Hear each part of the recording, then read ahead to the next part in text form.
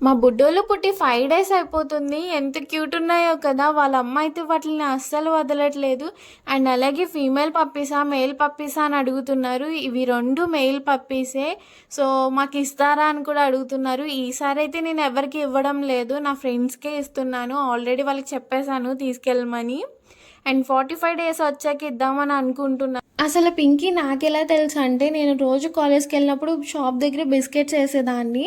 ఇంకా అలా అలవాటయిందనమాట. ఒకరోజు దాన్ని పెంచుకునే వాళ్ళు వదిలేసి వెళ్ళిపోయారు. అప్పటి నుంచి నా దగ్గరే ఉండేది. నేను ఫుడ్ పెట్టేదాన్ని. సింబా సార్‌ని ఎలా చూస్తానో అలాగే చూసుకునేదాన్ని. ఇంకా నేను దానికి బాగా అలవాటయిపోయి నా దగ్గరే ఉండిపోయింది. ఒకవేళ బయటికెళ్ళినా వచ్చేస్తది మళ్ళీ.